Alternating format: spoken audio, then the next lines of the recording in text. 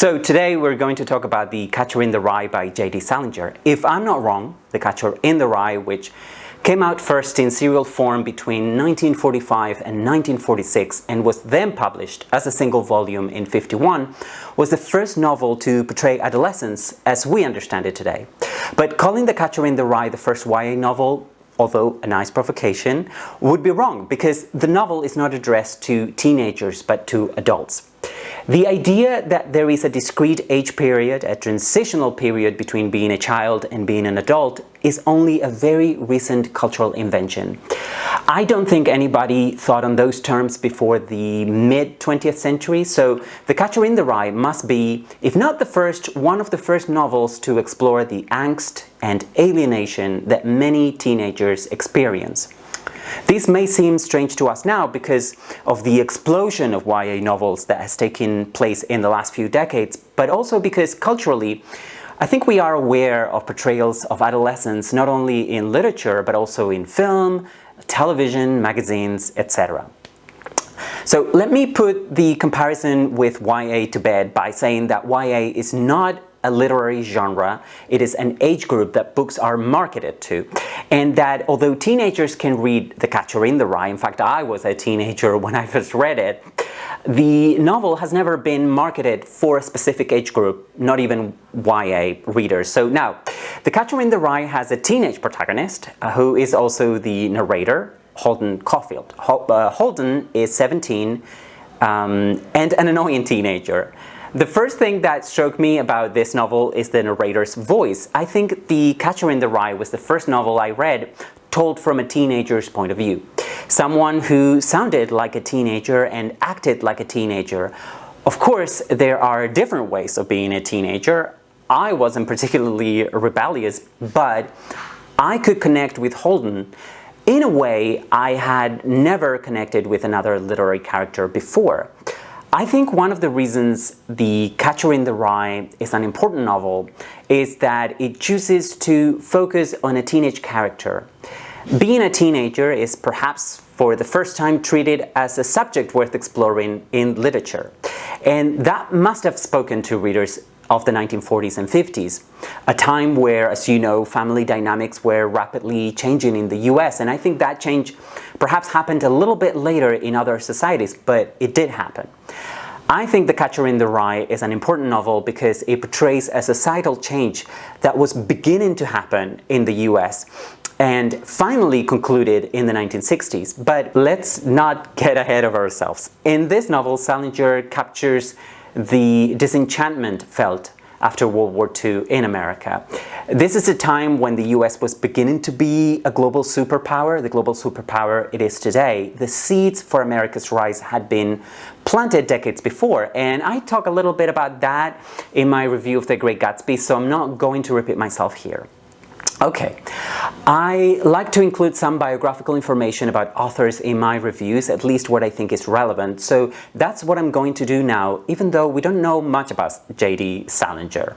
But this is what we know. J.D. Salinger is an American writer who fights in World War II. He writes some short stories before the war, which are published in magazines, most notably The New Yorker.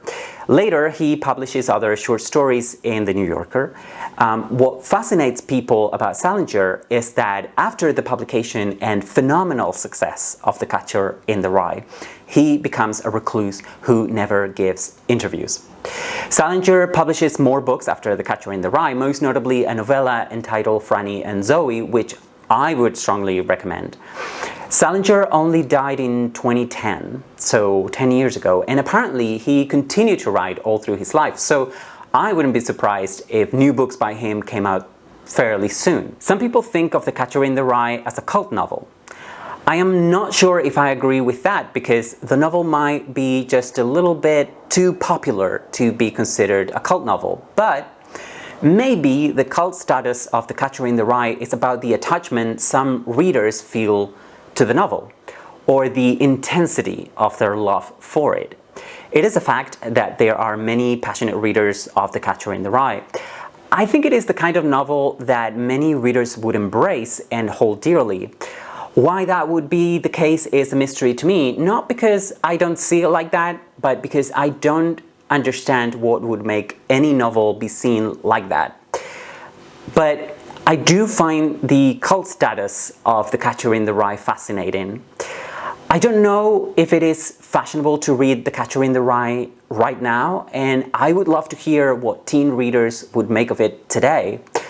I first read it in the late 1990s. I think I was 18 or 19 at the time, and remember that Holden is 17 in the novel.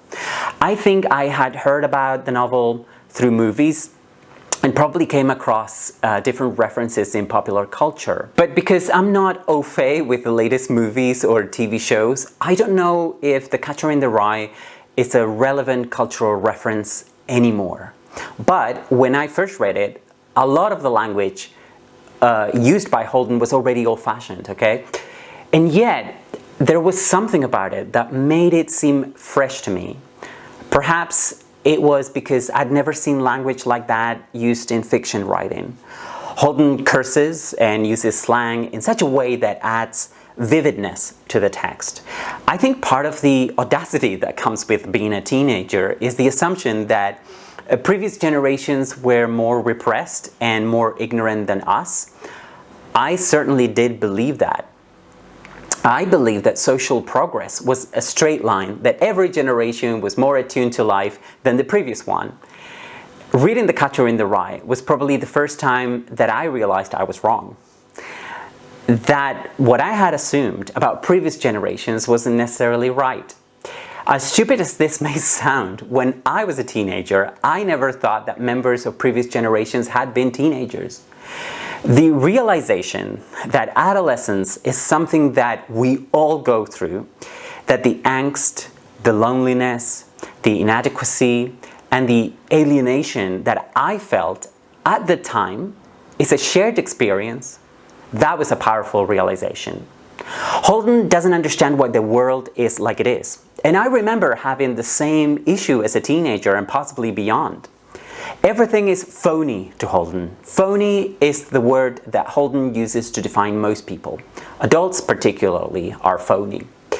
In the novel, Holden is discharged from the private boarding school he attends and proceeds to spend the 4 days that occupy the narrative time hiding in New York City, trying to avoid telling his parents about his discharge.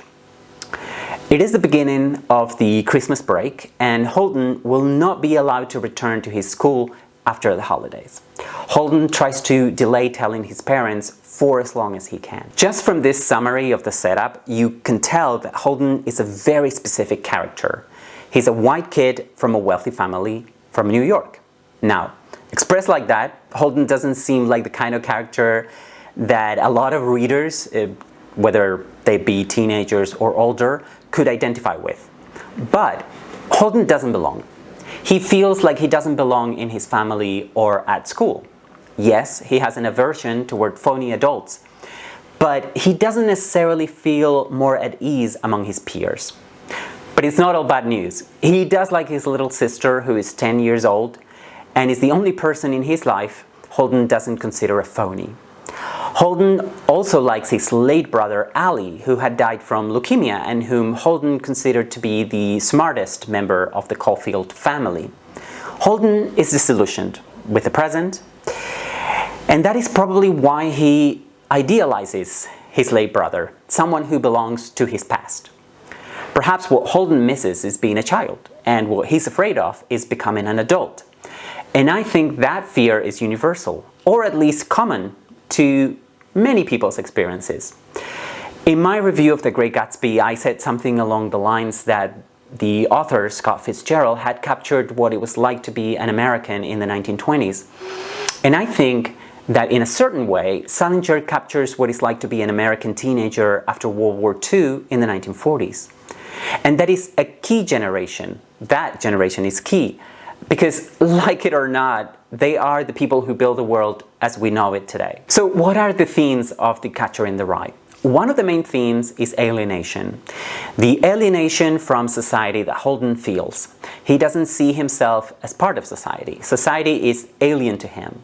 That is why Holden is a loner. And his loneliness is highlighted by the setting being a big city like New York. I think that Holden personifies that alienation, and I think what makes Holden a purely American character is that the theme of alienation is personified in him.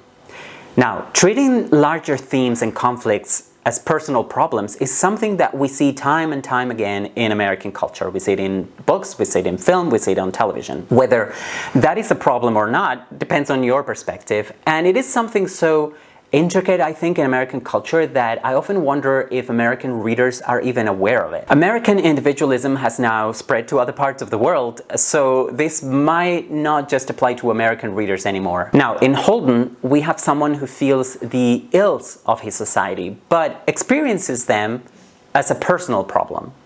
As such, Holden doesn't necessarily want to change society.